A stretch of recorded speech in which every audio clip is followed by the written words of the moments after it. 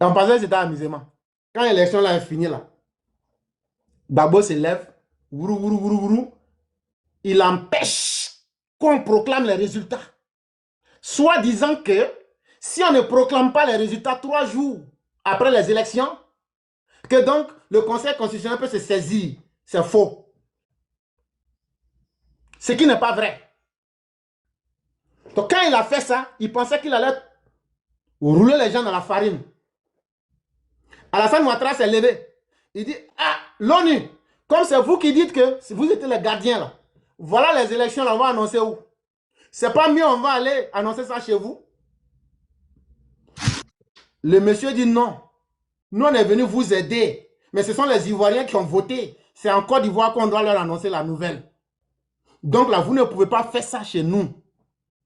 Vous allez aller, comme toi-même tu es Ivoirien, on va organiser ça devant nous tous là-bas, à l'hôtel du Golfe. Voilà comment les gens se sont retrouvés là-bas pour annoncer les résultats. Les résultats disent que c'est Alassane Ouattara qui a gagné. Gbagbo est sorti, il dit qu'il n'est pas d'accord.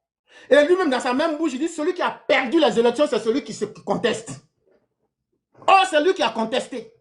Ils ont mis le panel en place. Ils sont allés jusqu'à Addis Abeba. Ils ont négocié tout. Ils disent que non, qu'il y a des femmes qui ont été VOL dans le nord là-bas. On dit c'était à quel moment? En pleine journée, au moins les gens votaient là. On dit en pleine journée quand les gens votaient. Et même ils ont vu, ils disent, ah bon non, c'est bon comme ça. C'est là maintenant, l'ONU s'est levée. Ils disent, comment on va faire là, tout le monde a vu là. On a parlé là. Vous savez ce qu'on va faire? Voter la résolution 1975. Ils ont limé Gbagbo.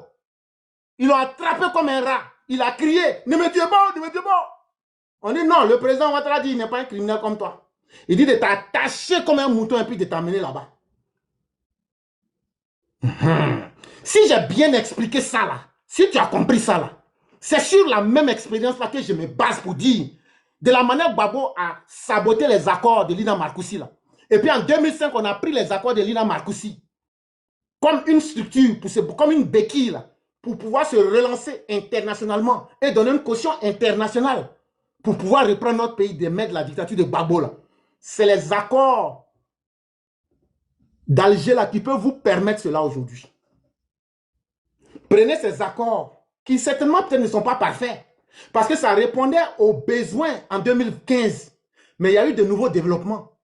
Mais chacun doit faire des concessions. Et ça, comme je le dis là, dans les accords d'Alger là, le fait qu'on ne dise pas que le Mali sera divisé là, c'est ça la première grande victoire. Parce que l'échec a été trop grand. Si aujourd'hui on ouvre de nouveaux terrains de discussion, ça sera d'abord sur la partition du Mali. Il n'y a rien à faire. Et ça sera un échec pour tout le Mali entier. Et moi, je dis qu'on ne doit pas partir sur cette lancée-là. Et je pense que si on fait ça, et si vous adoptez l'exemple que je viens de dire par rapport à la Côte d'Ivoire, et qu'on pousse ces accords pour qu'elles deviennent internationales sous le l'égide de l'ONU, le Mali pourra s'en sortir. Merci, professeur. Ma deuxième question... Merci, professeur. Monsieur Baniga, voilà la deuxième et la dernière question, parce que nous ne sommes plus par le temps. Voilà, c'est une course contre la montre. Allez-y rapidement, Baniga, allez-y. Ok, merci, Sac de Piment. Professeur, comment les Ivoiriens, vous les Ivoiriens, vous allez nous aider pour nous couper des terroristes de la Côte d'Ivoire? Parce que les terroristes, pardon, les terreaux du Mali reçoivent de l'aide des terreaux de la Côte d'Ivoire. Je m'explique. Les terreaux de la Côte d'Ivoire, et ils ne sont pas comme chez nous. Chez nous, ils sont en brousse, ils sont armés. Mais chez vous, ils sont dans les salons feutrés de Cocody, des deux plateaux, et ils sont en veste et en cravate en train d'encourager et même de supporter les terreaux chez nous. Comment vous allez nous aider à couper cette source d'alimentation des terreaux chez nous provenant de la Côte d'Ivoire? Merci. Merci beaucoup, Père La question, je Mali. la complète, éclaireur. La question, je la complète, en fait, ils sont en veste et en cravate bleue. Il faut préciser la couleur de la cravate. La cravate est en couleur bleue. Il est bleu. Voilà. Effectivement, merci beaucoup, le général.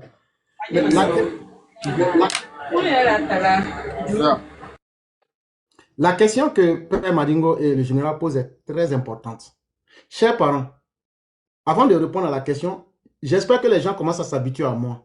Souvent, là, pour répondre à une question, je vais profondément. Par exemple, la question que Madingo a posée, est-ce qu'il ne faut pas disqualifier les groupes terroristes? Aujourd'hui, les groupes terroristes, c'est aussi les indépendantistes qui adaptent leur message en fonction des réalités, mais en même temps, c'est avec les terroristes. Pourquoi vous travaillez les terroristes? C'est que vous êtes terroristes aussi. Quand ça vous arrange, là, vous êtes indépendantiste. Quand ça ne vous arrange pas, vous travaillez les terroristes pour atteindre vos objectifs. Et donc là, vous êtes même chose avec les putschistes. Et donc, c'est pourquoi on vous disqualifie, vous tous. On préfère prendre un accord pour aller avec. Et c'est dans cette même stratégie que je vais répondre à cette question. Mais je vais répondre à cette question par un exemple pour valider encore ce que le général et ce que le père Madingo ont dit ici. Il y a un document là, vous tapez, c'est un document de 52 pages. C'est un document du GAFI.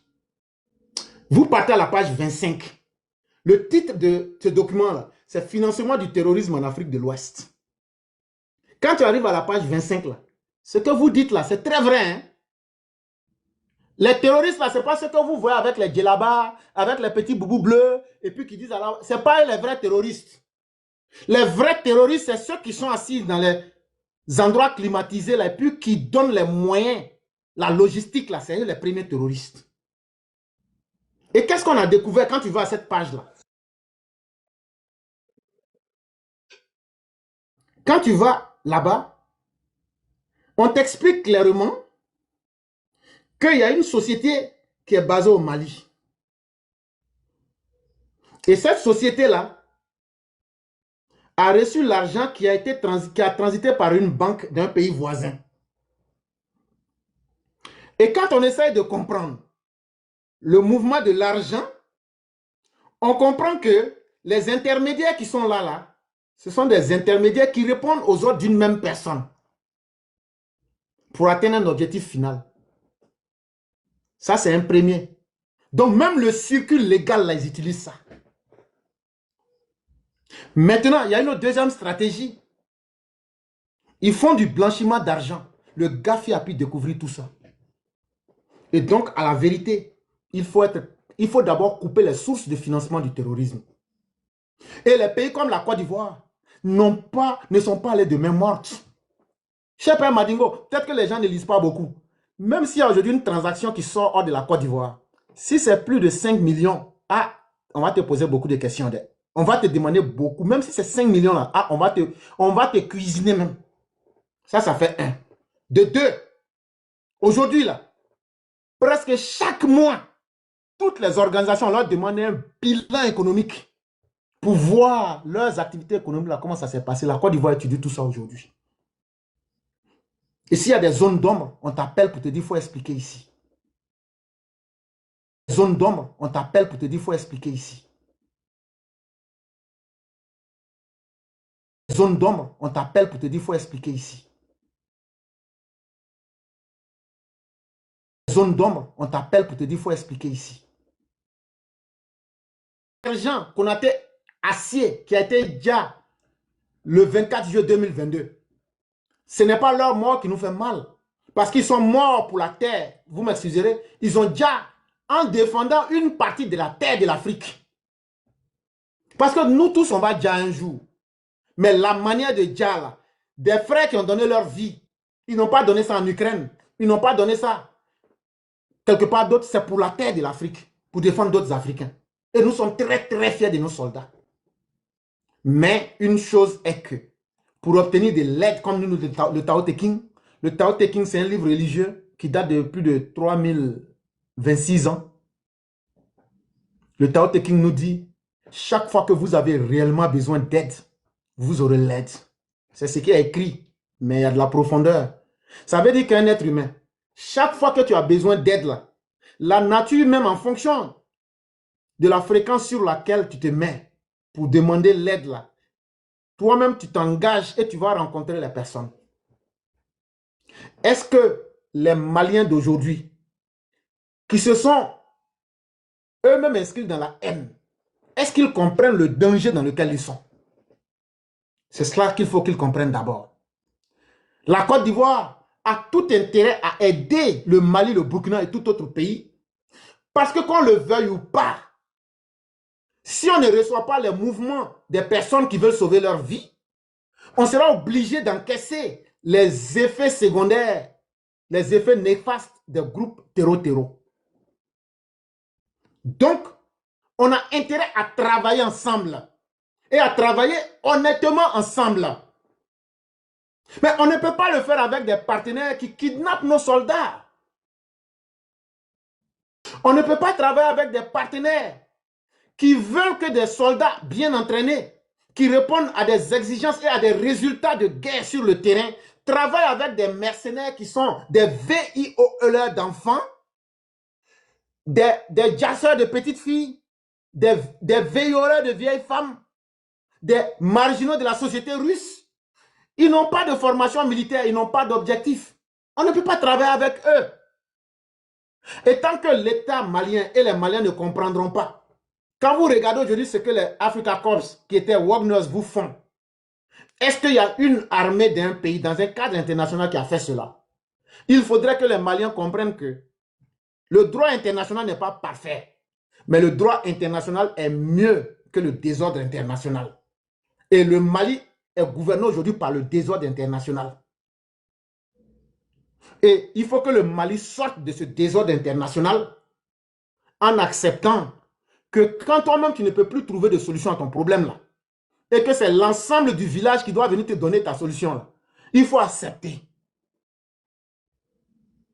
Au moins ça va te permettre de garantir ta survie, ça va te permettre de gagner du temps et avec l'aide de tout le monde, tu pourras t'en sortir. Pour qu'on les aide, il faut qu'eux-mêmes comprennent qu'ils ont besoin d'aide. Sinon, l'aide a toujours été là et l'aide sera toujours là. Parce que la Côte d'Ivoire n'a jamais refusé les réfugiés maliens. On n'a jamais accepté de s'inscrire parce que même les 49, on aurait pu engager la violence. On ne l'a jamais fait. Parce que nous respectons le sang de nos soldats qui sont tombés. Et nous ne pouvons pas aller tirer dans ce pays-là contre des propres frères africains. Non. Nos ennemis à nous tous, ce sont les terreaux. Nos ennemis à nous tous, c'est ceux qui veulent diviser le Mali. Nos ennemis, ce sont d'abord la pauvreté et l'analphabétisme. Une fois qu'on a bien compris, qu'on sait qui sont ceux qui sont nos ennemis, le problème, on peut le régler. C'est l'analphabétisme, c'est la pauvreté, c'est ceux qui sont, matin, ils sont indépendantistes, la nuit, ils sont avec les terreaux. Nous, on ne rentre pas dans cette sauce-là. Il faut que vous ayez une méthode qui est claire. Le peuple de l'Azawad mérite d'être traité comme des Maliens, dans leur dignité et sans concession. Ils doivent être traités comme tous les Maliens. Et ce message-là, on doit être capable de le dire aux dirigeants pour qu'ils changent de cycle mental. Vous ne pouvez pas mettre des populations dans un même pays, rendre des citoyens meilleurs que d'autres. Depuis la colonisation, c'est ce que vous avez fait. Et à vous, les indépendantistes, il est temps que vous arrêtiez d'utiliser les terreaux pour faire le double jeu. Revenez à la table de négociation comme des Maliens. Chacun ayant pris sa dose de vérité, on va avancer. Et vous allez avancer, pas selon vous, votre bon vouloir, mais vous allez avancer tous avec le droit international qui s'impose à vous tous. Et comme ça, le Mali pourra être sauvé.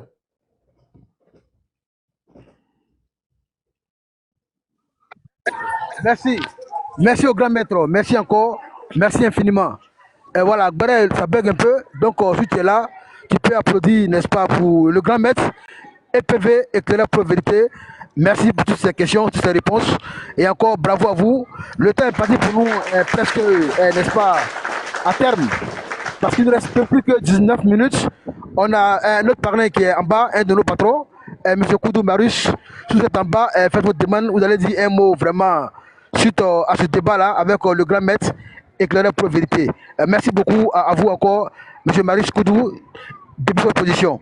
On va avancer, c'est important, parce que monsieur porte-parole est là depuis longtemps. Voilà, vraiment, frère, désolé, porte-parole. Voilà, allez-y, porte-parole, vous avez la parole. Merci.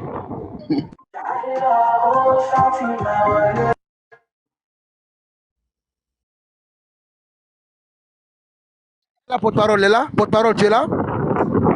Monsieur porte-parole, vous êtes là? Bon, apparemment, porte-parole a perdu la parole. Voilà, donc on va avancer. C'est important. On a maman Touré qui est là, Bibi. Chère maman, bonsoir à vous. Bienvenue à Voix Débat. Allez-y. Vous avez, n'est-ce pas, le prochain devant vous. Allez-y pour vos questions, on vous écoute. Merci.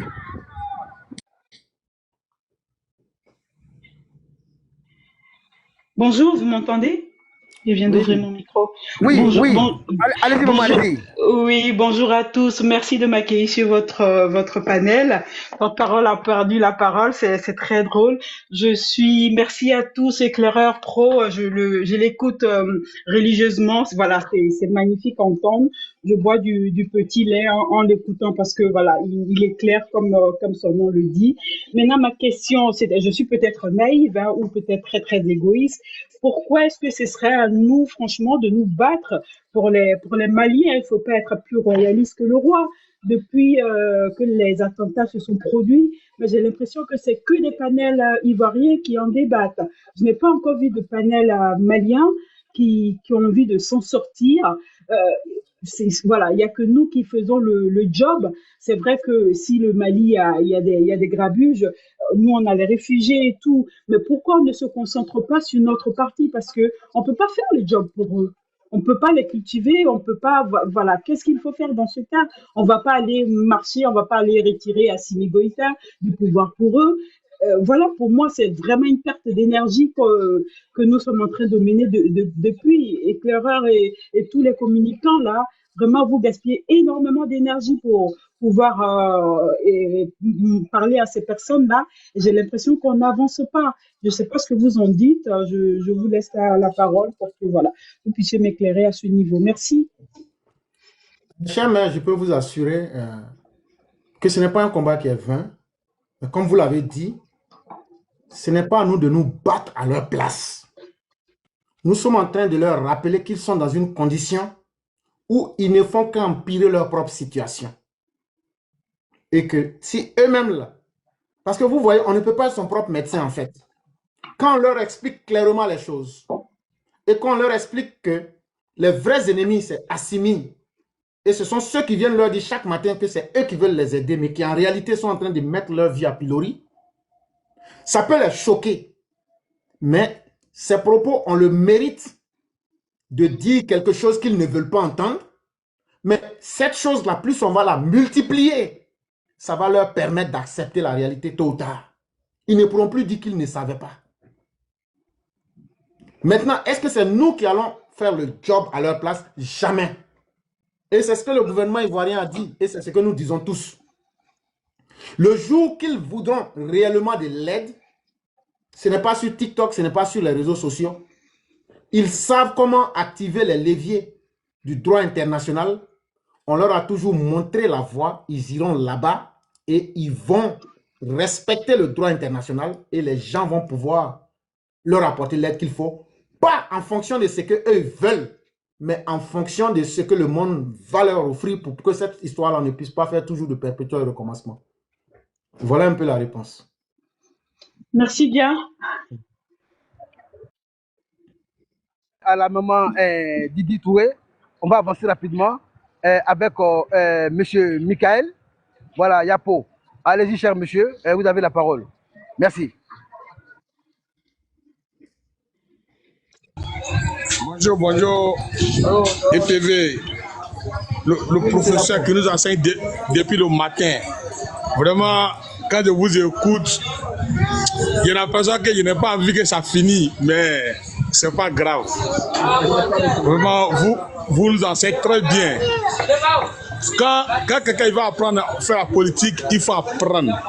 Je vous remercie beaucoup pour ce que vous faites pour nous. D'abord, RHDP d'abord. Parce que vous faites pour nous.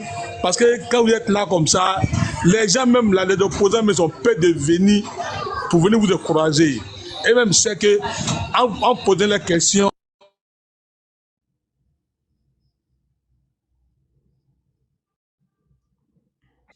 Oui, monsieur Michael Yapo, il y a un peu trop de bruit là où vous êtes. Voilà, vous êtes vraiment difficile à entendre. S'il peut poser la question directement. Ouais, sac de piment, il a fermé son micro. Il n'est qu'à la question directement. C'est ce que le professeur a dit tout à l'heure. C'est moi qui ai fermé son micro. Il n'est qu'à la question directement, sac de piment. Oui, c'est ça que je voulais poser. Il dit, en cas de les gens de la RSI sont revenus dans CEDEAO, est-ce que la Côte d'Ivoire peut envoyer les militaires encore aller combattre pour eux encore? C'est ça que je veux savoir. Oui, mais c'est ce qu'on est en train de dire. Et c'est ce que, dans le Conseil des ministres du 29 avril 2025, le porte-parole du gouvernement, il a dit clairement, aucun pays de l'Afrique de l'Ouest ne prendra une initiative personnelle pour aller aider le Mali. Mais s'ils reviennent dans la CEDEAO, mais ce que la CEDEAO a dit là, c'est ce qu'on va leur appliquer. Est-ce que dans les années 90, on n'a pas pris les Comores pour aller attaquer le Libéria? Est-ce qu'on n'a pas pris les Comores pour aller attaquer la Sierra Leone? Mais les moyens que la CEDEAO a, on va les appliquer et puis on va appliquer ça sur le terrain. C'est ça aussi qu'il est question. Et c'est justement ce qui fait peur à ces personnes-là. Parce qu'ils savent que s'ils reviennent dans la CEDEAO, c'est comme si eux-mêmes ils venaient se livrer. Et aujourd'hui, ils sont dans un piège en fait. Si on revient dans la CEDEAO, c'est comme si nous-mêmes là, c'est mieux en même temps, on va dire, bon, nous on ne veut plus pouvoir là. On n'a qu'à laisser en même temps, on va fuir. Mais ils vont fuir pour aller où? Ils vont fuir pour aller où? Parce que Assimi a déjà des dossiers bien prêts qui sont à la CPI. Depuis les massacres de Moura, où ils ont déjà 500 personnes là, ces dossiers-là sont à la CPI. Ibrahim Kaka du Burkina là, lui, ses dossiers à la CPI sont déjà prêts. Maintenant, dans le cas du Mali là, il y a 3 grandes organisations encore qui ont posé des plaintes à la Cour africaine des peuples. Donc, quand ils vont quitter ce pouvoir-là, ils ne pourront plus être en paix, ni au plan africain, ni au plan international. C'est ce qui fait qu'ils disent là, nous on préfère Dja au pouvoir. Et ça sera ça la solution. Et nous autres, quand on fait déjà les calculs là, ils se sont tellement piégés eux-mêmes là, qu'ils vont les liquider au pouvoir un à un. Ce n'est qu'une question de temps. Mais s'ils abandonnent le pouvoir, c'est pour faire face au questionnement du peuple. Notre argent là, c'est allé où? Ah, de la manière les gens ne sont pas intelligents au Mali là. Ils vont brûler tous leurs biens. Ils ont peur de ça aussi. Maintenant, quand ils vont quitter, où ils vont aller se réfugier? Les pays qui vont les accueillir là, ces pays auront assez de problèmes. Parce que quand le Nigeria a accueilli Charles Taylor, le Nigeria sait pourquoi ils ont vite rendu Charles Taylor. Donc là, ils ne vont pas rester, respirer l'air libre comme nous. Il y aura un enchaînement de procédures judiciaires contre eux. Mais ils n'ont plus d'autre choix. Si ils n'acceptent pas que c'est la CEDEAO qui vienne dans le cadre international faire le boulot, mais ça sera les terreaux qui feront le boulot. Et ça va coûter tellement cher que les terreaux, ils ne vont pas faire dans la dentelle. Donc aujourd'hui, où ils en sont en train de regarder quel est le moindre mal. Ça veut dire que tout est déjà mauvais. Mais où on peut trouver le plus petit mal, c'est dans ça qu'ils sont aujourd'hui. Et donc, quand c'est comme ça, nous, on ne peut que les regarder. Mais personne ne s'engagera seul pour prendre des risques. Et puis demain encore, quand tu vas finir de les libérer, ils vont tirer dans le dos de tes soldats pour dire que c'était des terroristes qui sont tombés sur eux. Le mal qu'ils ont fait au monde entier, les gens ont retenu la leçon et les gens ne vont plus tomber dans ce piège. C'est tout ça là aujourd'hui qui les a rattrapés et ils ne savent plus à quel sein se vouer. Voilà ma réponse.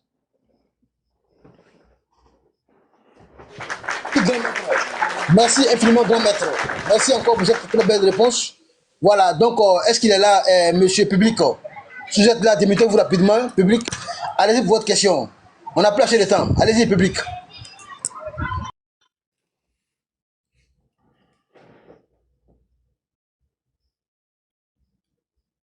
Pas disponible. Est-ce que maman est là? Maman CIV, bonjour. Bienvenue chez toi. Voilà, Oui. le docteur est à vous. Allez-y, maman CIV. Okay. Allez-y pour la question. Merci. Bonjour à tous. Bonjour éclaireur. Bonjour à tout le monde. J'ai marqué ma question. Parce que depuis le début, j'entends beaucoup Imam Dicko. Voilà. Je voulais savoir, selon vous, éclaireur, Imam Dicko, là, il a des ambitions politiques pour le Mali? Voilà, oui. je vais descendre et vous laisser continuer. Je descends, excusez-moi, je descends comme ça, je vous laisse tranquillement pour ne pas faire de bruit. C'était juste ma question, merci. L'imam Dicko, c'est un chef religieux malien. Le Mali a 90%, je dirais même pratiquement 97% musulmans. On a 2% de chrétiens avec 1% d'animistes. Et Imam Dicko a été un acteur influent dans la communauté religieuse musulmane au Mali. Et il est donc respecté pour ce qu'il dit et à cause de la religion. Imam Dicko, c'est un acteur qui sera très écouté et par les populations et par les hommes politiques du Mali.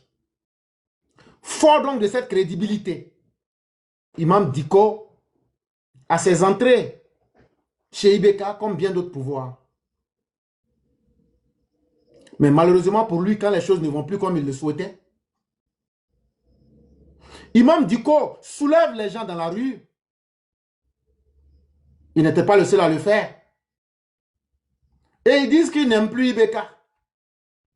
Et chaque vendredi, ils vont commencer à faire des marches. Ils vont créer les conditions pour faire tomber le pouvoir d'Ibeka en 2020. C'est comme ça que les Assimi viennent au pouvoir. Et les Assimi qui ont pris le pouvoir se disent, comme c'est quelqu'un qui est déjà respecté, on va continuer dans la même lancée en espérant que on va travailler ensemble. Mais à un certain moment, Imam Dicko, ses positions ne semblent plus plaire aux militaires. Il va être traqué et il va se retrouver en Algérie. Quand il se retrouve finalement en Algérie, il devient maintenant un opposant au régime malien. Et de là-bas, en complicité avec des personnes qui étaient des politiciens, comme les Étienne Fakaba Sissoko, ils vont créer le CFR, qui est une coordination des Maliens de l'extérieur pour la République. Donc, c'est déjà un cadre politique. Et donc, il ne le fait plus à cause de Dieu. Il le fait maintenant pour être un acteur direct qui va avoir son mot et son influence dans la politique malienne. Donc, la question que vous posez, la réponse est oui. Et c'est lui-même qui est le chef de cette coordination pour la République. Et il ne le fait pas pour être en second, ou bien il ne le fait pas pour plaire à quelqu'un. Il le fait pour être l'interlocuteur principal, si les choses, ou bien pour être un acteur clé du futur Mali qui va naître. Et donc, ça c'est en tant qu'un acteur politique. Voilà ma réponse. Merci beaucoup. Merci pour la réponse du grand maître à la question de Maman CIV. Encore, merci encore infiniment. Voilà. Et donc, on a encore Ado qui est monté. Voilà. Ado, mon essentiel, maman, cher maman, bonjour à vous. Voilà, allez-y rapidement pour votre question. Oui, voilà, oui, voilà, rapidement. Bonsoir mon fils éclaireur, bonsoir à toute la famille, mère, salut tout le monde, sac de paix à tout le monde sur le panel. Oui, d'accord, c'est maman. Je voudrais rapidement envoyer deux questions. Rapidement, hein, vite fait. La première, étant éclairé, est-ce qu'on pourra extirper Monsieur Bazoum dans la main des Greco-Romains? Ça, c'est la première. De deux, je voudrais que tu nous éclaires de la cachette d'Assimi. Ça, ce sont mes deux questions. Je me mute. Ok. Cher, merci beaucoup. Bazoum, là, s'ils ne veulent pas le libérer, là, non, qu'à le couper en petits morceaux, ils vont manger. Mais ça ne va pas régler leur problème. Donc, en fait, là, attraper Bazoum comme ne pas l'attraper n'est plus le problème. Le problème est devenu aujourd'hui, c'est que les Nigériens se rendent compte aujourd'hui que Bazoum était plus utile à la tête de l'État que le Greco-Romain. Ça, c'est une vérité que personne ne peut cacher. Maintenant, dire que comme Bazoum est plus fort que lui, il veut maintenant dire Bazoum et puis va le manger, c'est la seule chose qu'il peut faire. S'il ne peut plus rien faire d'autre. Donc, Bazoum, en tout cas, il est pris en otage et Dieu seul sait comment et quand il sera libéré. Je ne peux pas vous mentir sur cette question. Et quant à la deuxième question, où Assimi se cache, chère mère, je ne peux pas vous dire exactement comme si on le suivait où il se cache, je ne sais pas. Mais je sais qu'il est au Mali. Parce qu'il a fait des apparitions. Mais le Mali est devenu très petit pour lui. Parce que la situation dans laquelle il est aujourd'hui, il sait que la situation n'est pas bonne pour lui. Ce qui est arrivé à M. Camara peut lui arriver. Et pour lui-même peut être pire même que pour M. Camara Sadio. Aujourd'hui, les Maliens ont compris beaucoup de choses. Ils sont dans un cycle Ils sont dans un danger qui est interminable. Il faut qu'une fin soit trouvée à ce problème. Donc, ce n'est pas là où Assimi se trouve aujourd'hui qui est pour moi le plus important. C'est comment aujourd'hui il va comprendre qu'il n'a pas été utile au Mali et comment il va retourner le Mali pour qu'on puisse sauver ce pays-là. C'est ce qui pourra être la meilleure chose pour lui. Sinon, se cacher ne pourra rien résoudre dans son affaire. Voilà ma réponse. Bien. Je suis satisfaite. Merci maman Ado, mon essentiel. Merci à vous aussi. Voilà, le porte-parole est monté. Merci, voilà, Sac de Piment. Merci maman. Voilà, le porte-parole qui était là depuis près de 2 heures du temps. Et pendant qu'il a eu la parole, il a disparu. Donc il est remonté. Donc porte-parole, rapidement, hein. Voilà la dernière question pour vous. Allez-y, Voilà. porte-parole, allez-y. Bonsoir. Merci beaucoup, mon frère Sac Piment. Et j'ai dit bonsoir à tout le monde, comme on m'a dit d'aller plus vite là. Je n'aurai pas le temps de citer le nom de chacun, mais je vais citer quand même le nom de la première dame, Maman Sali. Bonsoir, Maman Sali. Bonsoir. J'ai dit bonsoir à tout le monde, bonsoir, docteur. Au fait, moi, ma première question, c'était quoi d'abord? Le docteur, parce que là, dans ton équation, j'ai entendu que tu as dit que non, que les Assimi sont venus braquer les Maliens. Ils sont venus avec des armes pour venir braquer. Et maintenant, je vois aussi que les Assimi aussi dit que les Azawadiens n'ont qu'à laisser les armes qui vont retourner à la République. Donc maintenant, et je vois encore les Russes, les mercenaires encore, qui tout le monde connaît que les mercenaires russes qui sont là au Mali. Et maintenant, je vois encore que les terreaux, qu'on les appelle les terreaux. Quelle est la différence de les Assimi et les Azawadiens? Et quelle est la différence des terreaux et les mercenaires? Merci beaucoup et je m'arrête là pour l'instant. La question est très simple, hein? C'est ce que j'ai toujours répété. Ils sont tous des acteurs faux. Eux tous évoluent sur le faux. Les Russes de Wagner évoluent sur une fausse identité. Eux gagnent de l'argent en montant. Mais lorsque on trouve des vrais combattants en face d'eux, ils ne combattent pas, ils soulèvent le drapeau blanc. Ils ont donc trahi ce qu'ils avaient comme boulot à faire au Mali. Assimi a menti au peuple en braquant le pouvoir. En disant au peuple, on n'aura plus d'élection. C'est une trahison. Ça veut dire, on ne va plus laisser vos cerveaux vont réfléchir pour prendre des choix pour vous. Nous-mêmes, on va se charger de tout. Maintenant, les indépendantistes, quand bien même qu'ils soient, il y a du vrai dans le combat, mais la manière de mener le combat vient fausser leur combat. Parce que quand ça les arrange, ils se présentent comme des gens qui défendent l'Azawad, ce qui est bien, et il y a de la vérité dedans. Mais sur le terrain, ils sont en étroite collaboration avec les groupes terroristes. Et c'est pourquoi le 25, quand ils ont fait la revendication, c'était le GENIM et le FLA. Ça veut dire que c'était des attaques coordonnées. Et qu'est-ce qu'on a remarqué? Ces deux groupes-là ne s'attaquent pas. Sur le terrain, ils ne s'attaquent pas entre eux. Ce n'est pas le fait du hasard. Hein. C'est un acte qui est coordonné. C'est un acte qui est planifié ensemble. Pour venir encore valider ce que j'étais en train de dire. C'est des groupements qui travaillent ensemble. Et qu'est-ce qu'ils vont offrir au Mali? Ils vont offrir plus d'insécurité. Et donc quand je viens ajouter cette troisième couche, le Mali n'a plus besoin d'autant d'insécurité et de désordre. Donc l'un mis dans l'autre, ils sont aujourd'hui tous, que ce soit Assimi, que ce soit le FLA, que ce soit le GENIM, que ce soit... Parce que le GENIM, comme je l'ai expliqué, en réalité c'est Al-Qaïda. Ça, il ne faut pas l'oublier. Quels que soient les noms qu'on donne là, en réalité c'est AQMI. Donc, aucun de ces groupes-là ne peut être utile. Et il faut les traiter de la même manière pour inscrire le Mali sous le droit international.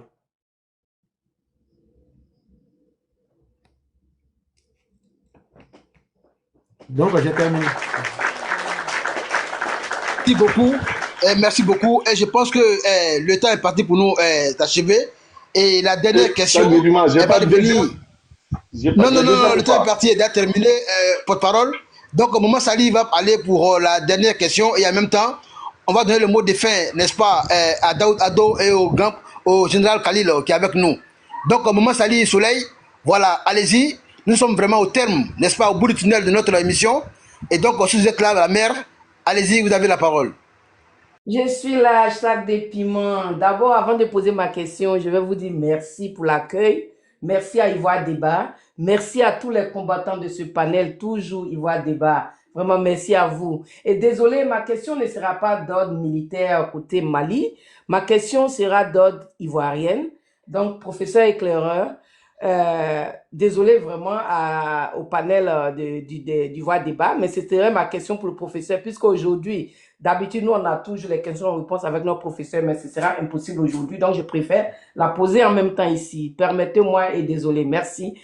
Professeur éclaireur, je vais directement en Côte d'Ivoire avec ma question.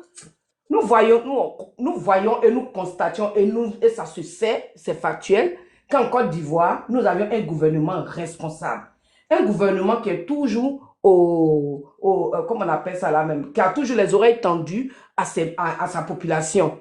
Mais, professeur, nous constations que le dénigrement de notre gouvernement se fait le plus souvent par des gens qui sont en diaspora en Occident, qui vilipendent notre président, qui vilipendent nos autorités. Professeur, selon vous, quelles sont les mesures que nous, en tant que militants, ou bien en tant que population ivoirienne, qui aimions, qui participons et qui vraiment sont prêts à aider notre gouvernement à faire du bon pour notre population, pour la sécurité et surtout la paix qu'il donne à nos parents, et voyant que ces gens de l'Occident là vraiment veulent mettre du sable dans la ticket de nos populations, qu'est-ce que vous pensez que nous, en tant que population, devions faire en diaspora pour vraiment mettre fin à ces propagandistes, à ces insulteurs publics de notre gouvernement? Merci. Ok. Vraiment, merci beaucoup, chère mère. Merci encore pour cette question. Et la question que vous posez est tellement importante. Faire de la politique, c'est être capable d'apporter soit des idées, et ces idées-là, on va les transformer en actions concrètes pour aider la population. C'est ça, en tout cas, si on se base sur les données de Robert Bentham, l'utilité de la politique. Et c'est pourquoi en philosophie, on parle même de l'utilitarisme. Ça veut dire, toute chose n'est importante que par l'utilité qu'on en retire. Si caca là, moi je gagne mon bénéfice dedans là, ça veut dire caca là c'est utile pour moi là, donc c'est bon pour moi. Alassane Ouattara là, on n'a pas dit que tout le monde va l'aimer. Et dans son programme de campagne là, il n'a jamais dit qu'il cherche l'amour de tous les Ivoiriens. Ce que nous lui avons demandé là, c'est de nous apporter des résultats concrets.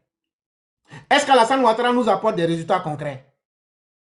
Si cette question-là, on répond, et que la réponse est non, là, ah, on va faire rôder aussi son dos. Hein.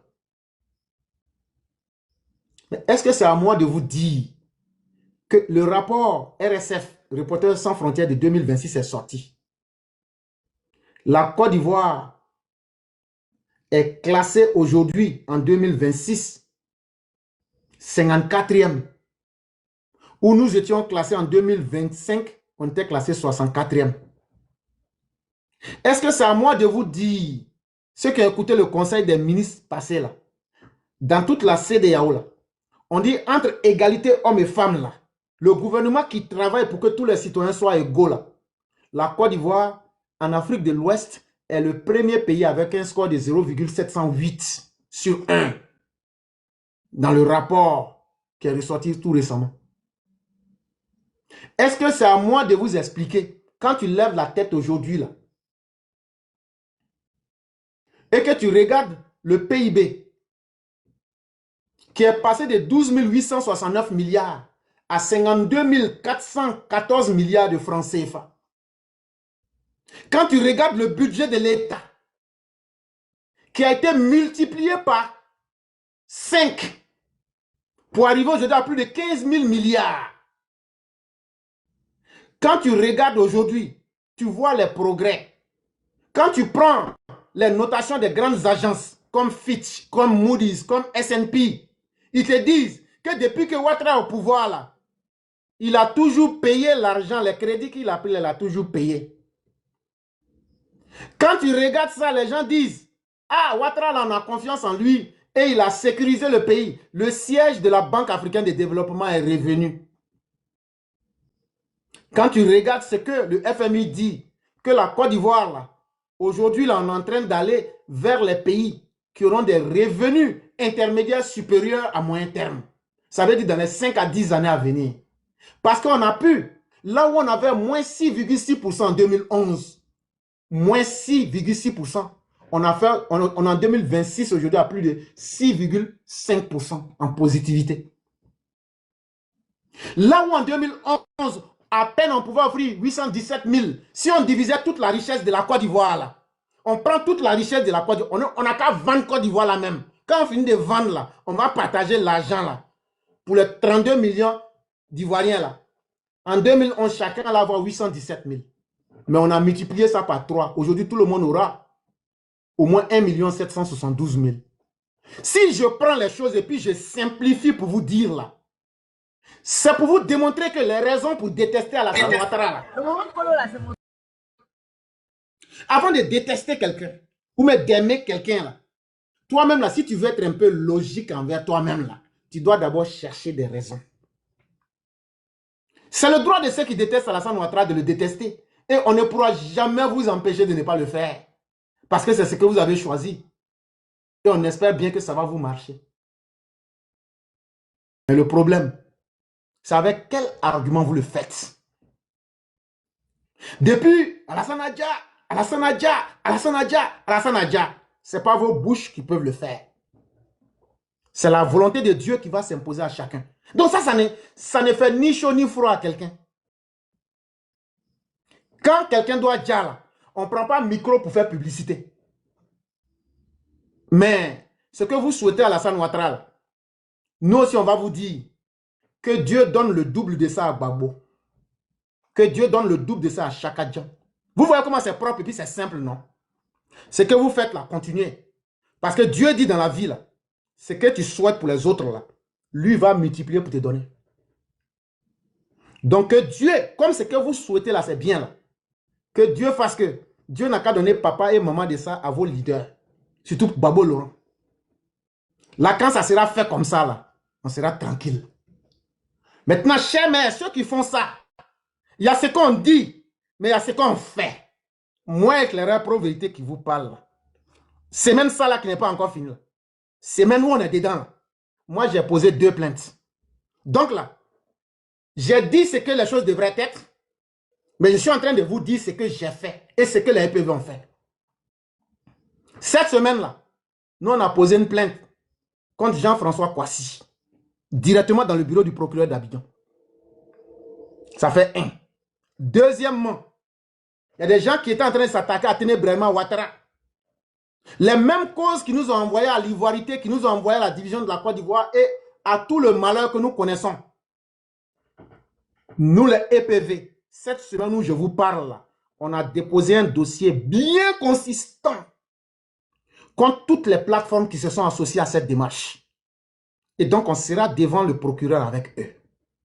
C'est notre manière, de façon concrète, de montrer que nous ne devrons pas être que dans la parole, mais il faut être aussi dans l'action directe. Et c'est ce que j'ai recommandé même hier dans le direct. Oxymore, qui est à Paris là, de la manière il est fort d'annoncer décès d'Alassane Ouattara là. Si ça nous fait mal là, il n'a pas bon papier à Paris. De toutes les façons là, il fait ça parce qu'il cherche papier, non? Donc nous là, devenons son sorcier. Vous qui êtes à Paris là, vous savez ce que vous allez faire. Allez sur la page d'Oxymore. Prenez ces vidéos là. Que chacun parte dans le commissariat de son lieu de résidence. Tu t'en vas, tu dis, ce que ce monsieur l'a fait, c'est il utilise l'outil informatique pour faire l'apologie. Et ça peut avoir des conséquences sur tes parents et la stabilité en Côte d'Ivoire. Et donc tu viens pour signaler ce fait. Il ne peut pas utiliser le territoire français qui a de très bonnes relations avec la Côte d'Ivoire pour essayer d'apporter du malheur en Côte d'Ivoire. Parce qu'en 2020, quand Soro Guillaume a fait ça, les Français ont chassé Soro Guillaume. On ne peut pas rester sur le territoire français pour souhaiter la mort ou bien la violence en Côte d'Ivoire. Et une fois que vous faites ça, là, on va enregistrer un document et on va vous remettre. Si tu as fait 1, 2, 3, 4, 5, 6, 7, 8, 9, 10.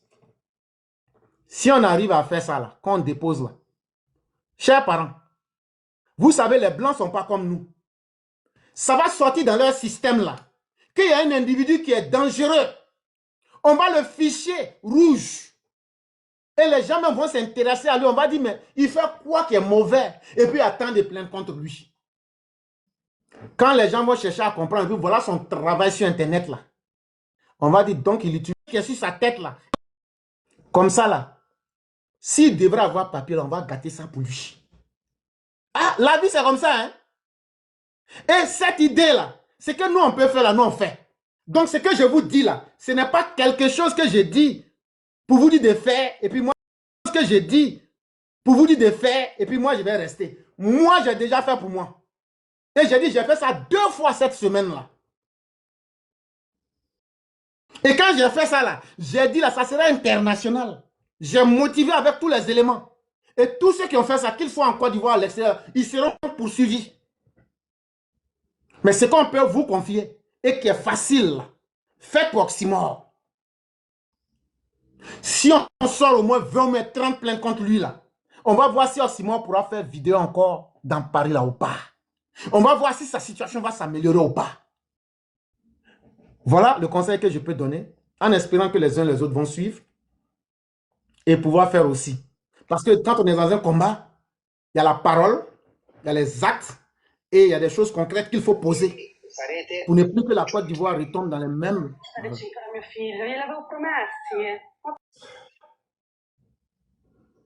Pour ne plus que la Côte d'Ivoire... Voilà. Donc, j'en avais fini. Merci infiniment, grand maître. Merci encore et bravo à vous. Donc, on a l'habitude de visite éclair de un de nos patrons, M. Marius Koudou, qui est avec nous, qui est monté. Ouais. Après, maître Demande, il est monté. Bonjour, grand boss. Voilà, allez-y, vous avez la parole, grand boss. Merci.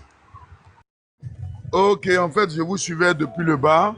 Je voudrais vraiment remercier le grand panel d'Ivoire Débat et puis vous demander de continuer à multiplier ce genre d'invités de haute marque, tel que éclaireur. C'est une chance pour nous, RHDP, d'avoir une personne de sa trempe. Voilà, vous avez vu que toutes les questions qui nous ont été posées, il a essayé de les répondre avec beaucoup plus de franchise, d'intellectualisme et puis de pragmatisme. Voilà. Ce n'est pas quelqu'un qui s'étend dans le mensonge ou bien qui s'étend dans la propagande. Il est toujours vraiment une intelligence vraiment aiguisée, une somme de connaissances. Et donc, je voulais vraiment, à travers vous, le remercier. Sachez qu'il est vraiment disponible et pour vous, et pour le Prado, et pour toute la Côte d'Ivoire. Ce qui est intéressant dans la prise de parole d'éclaireur, c'est qu'il profite chaque jour, chaque fois, pour éduquer les masses. Dans l'éducation des masses, il profite aussi pour éduquer même les opposants au président Alassane Ouattara. Vous voyez que quand vous dites la vérité à vos opposants, vous les éduquez. Et donc je pense que son intervention est à saluer. L'organisation de ce panel aussi est à saluer.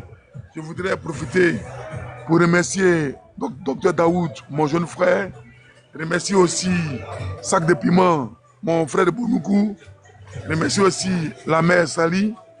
Remercier aussi le général Khalil, qui est aussi une somme de connaissances et dont le combat est un combat avéré. Et puis remercier les uns les autres, ceux qui sont en bas, ceux qui sont en train de pomper les cœurs, pour vous dire que le président est fier de vous et continuant à mener le bon combat. Vous allez voir que sur beaucoup de panels aujourd'hui, ce sont les séances de Béret avec la thématique de Didibé ou bien de Bordeaux ou bien avec la thématique de Che Guevara avec son petit. Mais aujourd'hui, nous avons pu bénéficier des enseignements d'éclaireurs. Donc vraiment, je tenais à vous féliciter et puis je vous remercie. Dieu vous bénisse. Merci. Vraiment, merci beaucoup le grand maître Marius Koudou. Merci encore pour cet encouragement. Et surtout, c'est moi qui dis merci à la plateforme Ivoire Débat. Et nous sommes des frères, hein, et c'est la même famille. Et j'ai vu dans les commentaires, il y a quelqu'un qui a dit « J'aurais bien voulu faire un wave à éclaireur. » Cher frère, l'intention même est déjà plus énorme même que l'argent lui-même. Et je peux vous assurer, le peu que vous avez là, donnez ça peut-être à un enfant ou bien à quelqu'un qui en a besoin. Si vous faites ça, ça me ferait beaucoup plaisir. Ce n'est pas la quantité. Même si c'est 100 francs, il faut donner à un enfant, il va aller payer quelque chose qui va lui faire plaisir. Le spirituel va enregistrer ça et ça me ferait plaisir. Mais déjà même l'intention même d'avoir pensé à cela, c'est déjà quelque chose d'énorme. Donc vraiment, merci au grand maître Marius Koudou, qui est aussi d'un appui très utile à tout le RHDP. Et vraiment, lui-même, c'est une grande chance que nous avons et dont nous ne pouvons que dire vraiment merci à Dieu. Donc, si les modérateurs sont là, je vous retourne la parole. Ok. Vraiment, merci beaucoup. Je pense que Sac de Piment vient à peine de descendre. Merci beaucoup. Merci. Et je tiens quand même à remercier très chaleureusement notre invité, le professeur éclaireur Pro Vérité. Je souhaite exprimer